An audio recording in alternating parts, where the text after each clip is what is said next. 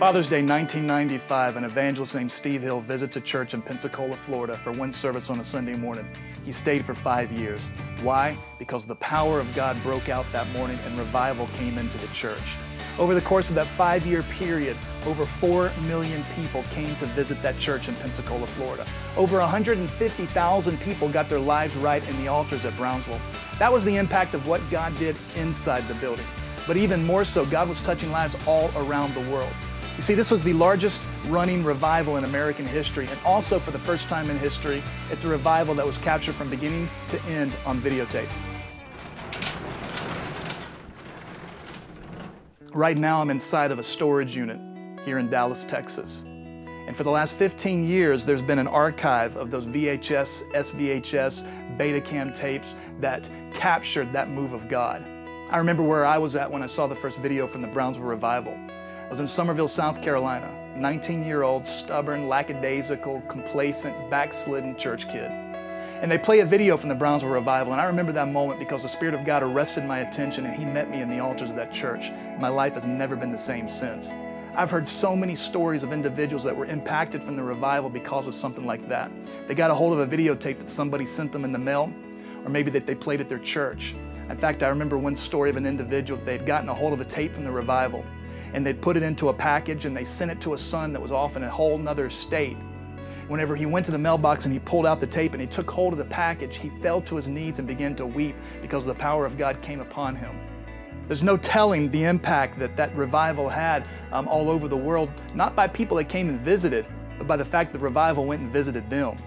And it did it through this medium called a VHS tape, which for some of us, this seems so old and archaic. You see, the life expectancy of a VHS tape is about 15 to 20 years. And we're coming to the end of that whenever we can no longer anticipate that these tapes would be able to hold that video at any kind of quality that would be worth viewing. What we want to do is we want to take every single one of the tapes and have them preserved in a digital format.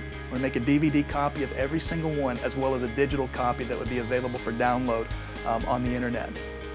This is a project that's quite intensive because as I came into this massive storage building, you see these big boxes and there's dust everywhere, and you start going through them and you realize that there's over 1,000 videotapes from the revival. Now, if it was just 1 or 2, we can manage that, but we've got over 1,000 that we need to do, and so that's where we need your help. It's going to cost us about $50 per tape to have it digitized.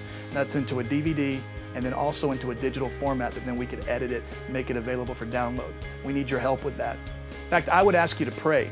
Perhaps the Holy Spirit would speak to you about how many tapes that you could help sponsor for us to get preserved, really to preserve the legacy of the revival, not just so that we have it sitting off somewhere. We want to make it available for a future generation to be able to see, because there's going to be a time someone's going to hear about the revival, they're going to go online and they're going to type in, the Brownsville revival. Wouldn't it be something for them to be able to see those services that you remember? Maybe you were there, or maybe you remember where you were at when you first saw it.